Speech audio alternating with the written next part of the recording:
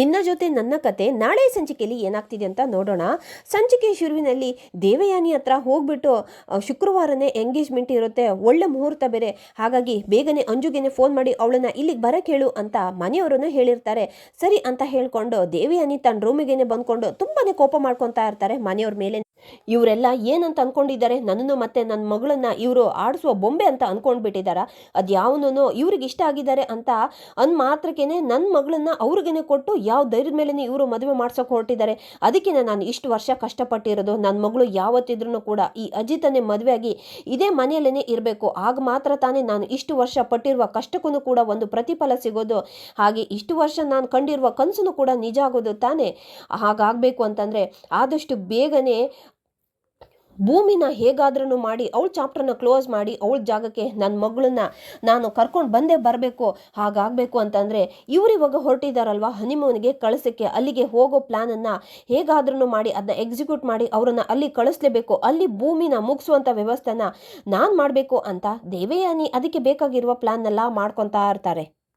ಇಲ್ಲಿ ಅಜಿತ್ ಅವರು ಮನಸ್ವಿನಿ ಫೋಟೋನ ಚಿಕ್ಕದಿರುವ ಫೋಟೋನ ಕೊಟ್ಟು ಏನು ಜನರೇಟ್ ಮಾಡೋಕ್ಕೆ ಕೊಟ್ಟಿರ್ತಾರ ಅವರಿಗೇನೆ ಕಾಲನ್ನು ಟ್ರೈ ಮಾಡ್ತಾ ಇದ್ದಿದ್ದರೆ ಅವ್ರ ಫೋನು ಸ್ವಿಚ್ ಆಫ್ ಅಂತ ಬರ್ತಾ ಇರುತ್ತೆ. ಆಗ ಅವ್ರ ಆಫೀಸ್ಗೆ ಕಾಲ್ ಮಾಡಿಬಿಟ್ಟು ಅವ್ರ ಬಗ್ಗೆ ವಿಚಾರಿಸ್ತಾರೆ. ಆಗ ಅವರಿಂದ ಇನ್ಫಾರ್ಮೇಷನ್ ಸಿಗುತ್ತೆ, ಸರ್ ಅವರಿಲ್ಲ, ಅವರು ಇದ್ದಕ್ಕಿದ್ದಂಗೆ ಫಾರಿನ್ಗೆ ಹೊರಟೋಗ್ಬಿಟ್ಟಿದ್ದಾರೆ, ಇಲ್ಲಿ ಕೆಲಸ ಬಿಟ್ಟು ಹೊರಟೋಗ್ಬಿಟ್ಟಿದ್ದಾರೆ ಅಂತ ಅವರಿಂದ ಇನ್ಫಾರ್ಮೇಷನ್ ಸಿಗುತ್ತೆ. ಆ ಇನ್ಫಾರ್ಮೇಷನ್ನ ತಗೊಂಡು ಅಜಿತ್ ಮಾತ್ರ ತುಂಬಾ ಶಾಕ್ ಆಗಿಬಿಡ್ತಾರೆ. ಅಲ್ಲ, ಇದ್ದಕ್ಕಿದ್ದಂಗೆ ಅವರು ಒಂದು ಮಾತನ್ನು ಕೂಡ ನಮಗೇನೆ ಹೇಳ್ದೇನೆ ಹೋಗ್ಬಿಟ್ಟಿದ್ದಾರೆ ಅಂತಂದರೆ ಇಲ್ಲಿ ಇವಾಗ ನನಗೇನೆ ಗೊತ್ತಿಲ್ಲದೆ ಇರೋ ಏನೋ ಒಂದು ವಿಷಯ ನಡೆದಿರೋದಂತೂ ನಿಜ. ಅದೇನು ಅಂತ ಆದಷ್ಟು ಬೇಗನೆ ನಾನು ಕಂಡುಹಿಡಬೇಕು ಅಂತ ಅಜಿತ್ ಹಾಗೆ ಸದಾನಂದ್ ಅವರಿಗೇನೆ ಫೋನ್ ಮಾಡ್ತಾರೆ. ಸದಾನಂದ್, ನಾನು ಒಂದು ನಂಬರನ್ನು ಕಳಿಸ್ತೀನಿ, ಅದು ಬೇರೆ ಯಾರದ್ದು ಅಲ್ಲ, ಮನಸ್ವಿನಿ ಫೋಟೋನ ಏನು ಜನರೇಟ್ ಮಾಡೋಕ್ಕಂತ ನಾನು ಒಬ್ಬ ವ್ಯಕ್ತಿಗೇನೆ ಹೇಳಿದ್ದೀನಲ್ವ, ಅವನು ಇದ್ದಕ್ಕಿದ್ದಂಗೆ ಈ ಕೆಲಸನೂ ಕೂಡ ಇನ್ಕಂಪ್ಲೀಟ್ ಮಾಡಿಬಿಟ್ಟು ಅವನು ಫಾರಿನ್ಗೆ ಟ್ರಿಪ್ ಹೊರಟೋಗ್ಬಿಟ್ಟಿದ್ದಾನೆ, ಅದು ಬೇರೆ ಕೆಲಸನ ಬಿಟ್ಟು. ಸೊ ಅವನು ಇದ್ದಕ್ಕಿದ್ದಂಗೆ ಇಲ್ಲಿಂದ ಓಡೋಗಿದ್ದಾನಂತಂದರೆ ನನಗೆ ಯಾಕೋ ಅವನ ಮೇಲೇ ಅನುಮಾನ ಬರ್ತಾ ಇದೆ. ಸೊ ಹಾಗಾಗಿ ನೀವು ಒಂದು ಕೆಲಸ ಮಾಡಿ ನೋಡಿ, ಅವ್ನ ಬ್ಯಾಂಕ್ ಸ್ಟೇಟ್ಮೆಂಟ್, ಅವ್ನ ಕಾಲ್ ಹಿಸ್ಟ್ರಿ ಎಲ್ಲದು 3 ತಿಂಗಳದ್ದು ಕೂಡ ವಿತ್ ಡೀಟೇಲ್ಸ್ ಎಲ್ಲದೂ ಕೂಡ ನನ್ನ ಟೇಬಲ್ ಮೇಲೇನೆ ಮಧ್ಯಾಹ್ನದ ಒಳಗಡೆ ಇರಬೇಕು ಅಂತ ಅಜಿತ್ ಹೇಳಿದ ತಕ್ಷಣ ಆಗ ಅವ್ರೂ ಕೂಡ ಆಯಿತು ಅಂತ ಹೇಳ್ತಾರೆ. ಹೀಗೆ ಫೋನಲ್ಲಿ ಮಾತಾಡ್ತಾ ಇರಬೇಕಾದ್ರೆ ಆಗ ಮನೆಯವರೆಲ್ಲರೂ ಕೂಡ ಅಲ್ಲಿಗೇನೆ ಬಂದ್ಬಿಡ್ತಾರೆ.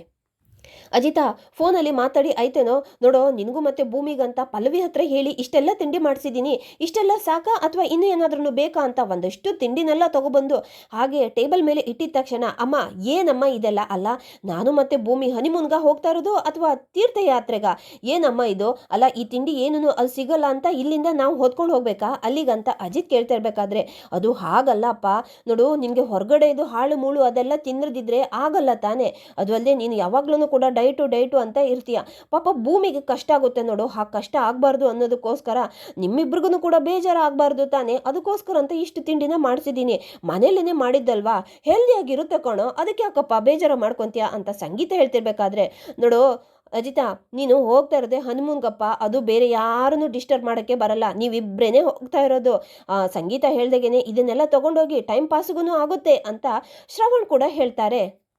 ಅಂದಾಗೆ ಇಬ್ರು ಸರಿಯಾಗಿನೇ ಕೇಳಿಸ್ಕೊಳ್ಳಿ, ನೀವಿಬ್ರು ವಾಪಸ್ ಬರೋದ್ರೊಳಗಡೆ ಗುಡ್ ನ್ಯೂಸನ್ನು ನಮಗೆ ಕೊಡಬೇಕು ಅಂತ ಅಜ್ಜಿ ಹೇಳ್ತಾರೆ. ಗುಡ್ ನ್ಯೂಸಾ ಅಂದರೆ ಏನು ನಿಮ್ಮ ಮಾತಿನರ್ಥ ಅಜ್ಜಿ ಅಂತ ಅಪ್ಪು ಕೇಳ್ತಿರ್ಬೇಕಾದ್ರೆ, ನಮ್ಮ ಮಾತಿನರ್ಥ ಏನಂತಂದರೆ ಅಜ್ಜಿ ಕೈ ಸನ್ನೆ ಮಾಡಿಬಿಟ್ಟು ಮಗು ತೂಗೋ ಥರ ಸನ್ನೆ ಮಾಡಿಬಿಡ್ತಾರೆ. ಆಗ ಭೂಮಿನೂ ಬಂದ್ಕೊಂಡು ಮಗುನಾ ಅಂತ ಕೇಳ್ತಾಳೆ. ಮಗುನೇ, ಯಾಕಷ್ಟೊಂದು ಬೆಚ್ಚಿ ಬೀಳ್ತಿದ್ಯಾ, ನಿಮ್ಮಿಬ್ಬರನ್ನ ಪ್ಲ್ಯಾನ್ ಮಾಡಿ ಹನಿಮೂನ್ಗೆ ಕಳಿಸ್ತಾ ಇರೋದು ಅದಕ್ಕೆ ತಾನೇ, ನೋಡಿ ಇಬ್ರು ಕೂಡ ಅದೇನು ಮಾಡ್ತಿರೋ ನನಗಂತೂ ಗೊತ್ತಿಲ್ಲ, ನನಗೆ ಆದಷ್ಟು ಬೇಗನೆ ಮೊಮ್ಮಗುನ ಎತ್ತಾಡಿಸ್ಬೇಕು ಅಂತ ತುಂಬಾನೇ ಆಸೆ ಇದೆ, ನನ್ನ ಆಸೆನ ನಿರಾಸೆ ಮಾಡಬಾರ್ದು ನೀವು, ಅಲ್ಲಿಗೆ ಇವಾಗ ಹನಿಮೂನ್ಗೆ ಹೋಗಿ ಬರೋದ್ರೊಳಗಡೆ ನನಗಂತೂ ಗುಡ್ ನ್ಯೂಸನ್ನು ಕೊಡಬೇಕು, ಇನ್ನು 1 ವರ್ಷದ ಒಳಗಡೆ ನನ್ನ ಕೈಯಲ್ಲಿ ಮೊಮ್ಮಗುನ ಇರಬೇಕು, ಗೊತ್ತಾಯ್ತು ತಾನೇ ಅಂತ ಅಜ್ಜಿ ಕೇಳ್ತಾ ಇದ್ರೆ ಇಲ್ಲಿ ಭೂಮಿ ಮತ್ತೆ ಅಜಿತ್ ಮಾತ್ರ ಹಾಗೆ ಮುಖ ನೋಡ್ಕೊಳ್ತಿರ್ತಾರೆ. ಇಲ್ಲಿಗೆ ಈ ಸಂಚಿಕೆ ಮುಕ್ತಾಯವಾಗುತ್ತೆ. Thank you.